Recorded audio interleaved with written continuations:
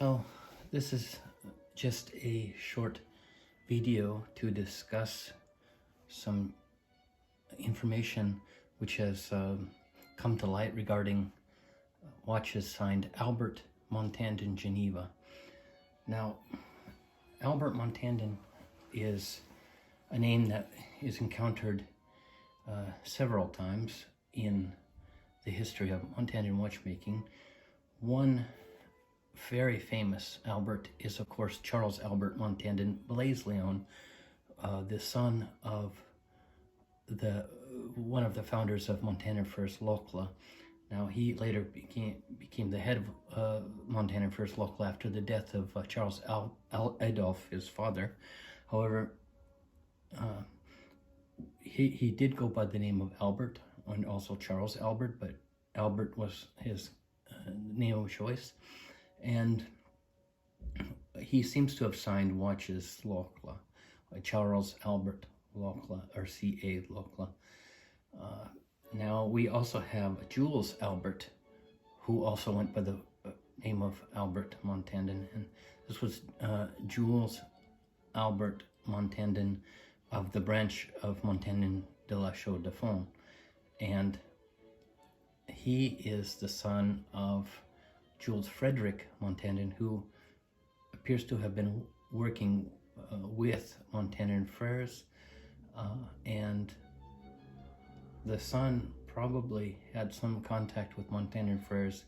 Again, it's not at all clear to what level, yet there does seem to be connections or affiliations of some sort, as the property at La Chaux de Fonds, Grenier number 21, was occupied during the 1880s by both Jules Frederick, his son, and Montandon Frères. Now, with regard to Albert Montandon Geneva, this is a name which we see very frequently with watches. For example, we will see such a movement. Now, this is a stem winding watch, which appears to be a type of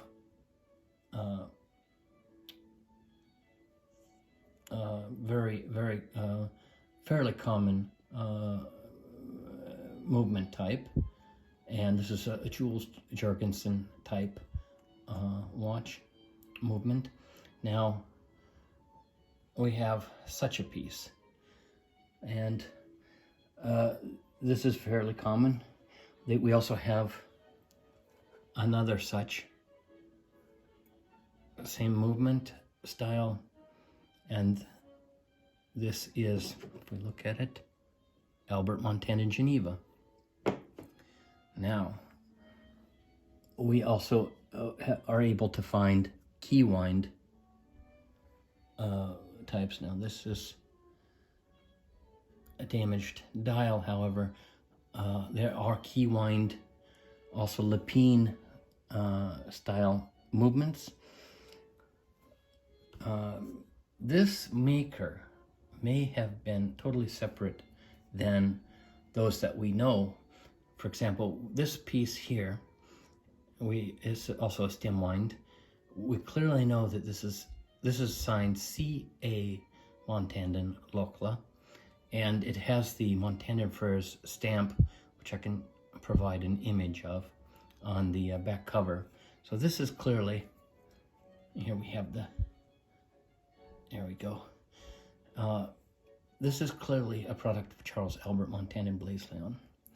And this is towards the end of Charles Adolphe, his father's life. It's not exactly clear if to what extent he was out of the business at this point, if he had already died. But most likely this is the son, because it's the son was running the business at the end. Now, the question what we have here is this Albert Montandon Geneva. Was this a product of Jules Albert Montandon that was based out of La Chaux de Fonds? He was also a fabricant de horologerie, as Charles Albert was.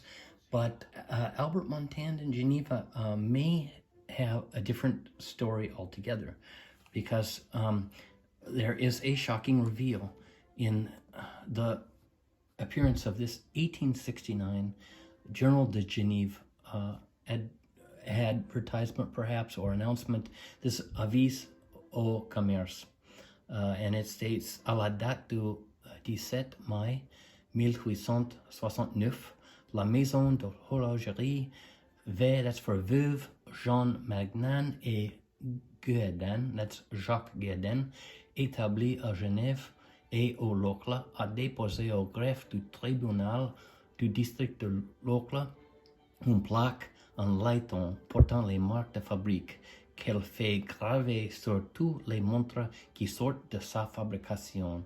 Ces marques au nombre de 5 qui diffèrent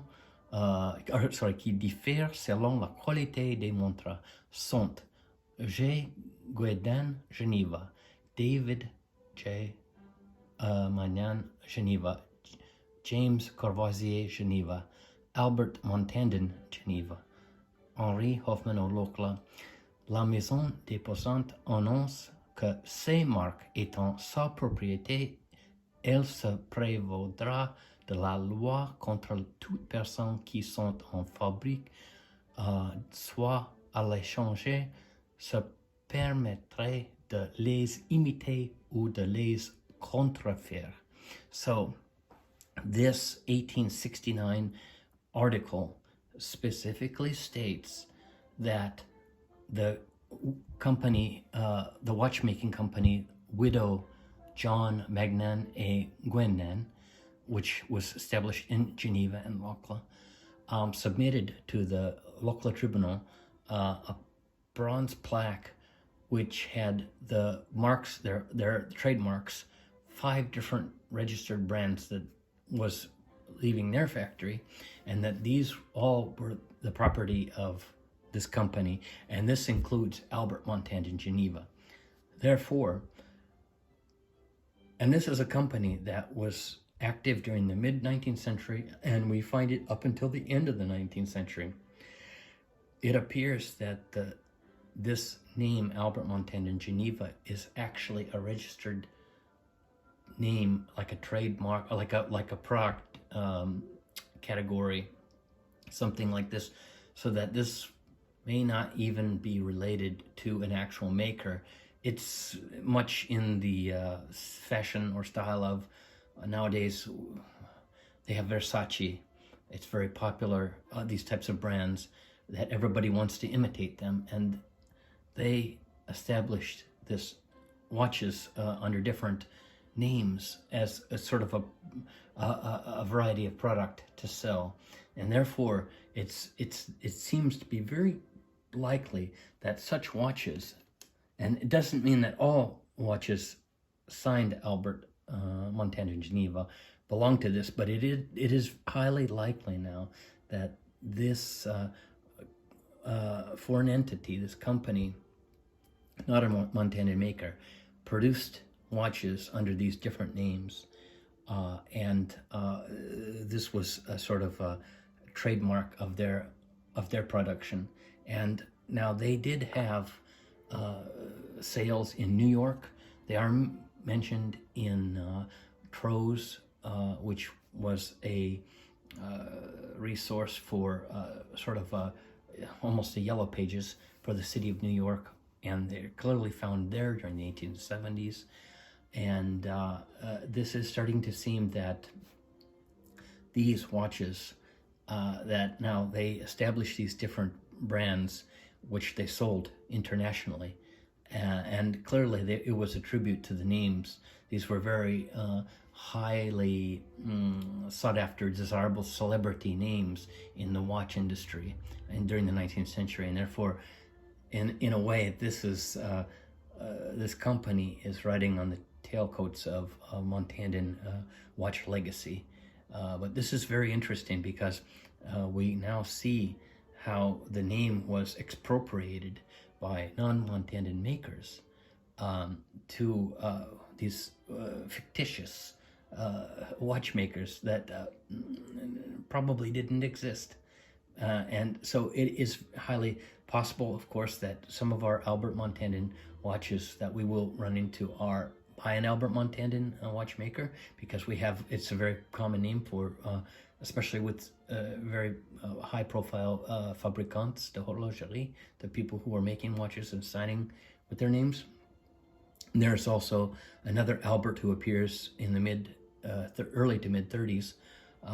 This is an entirely different issue, but he was also fabricating watches, and this is probably after the demise of this. Not exactly clear how the watches were signed, probably not Geneva.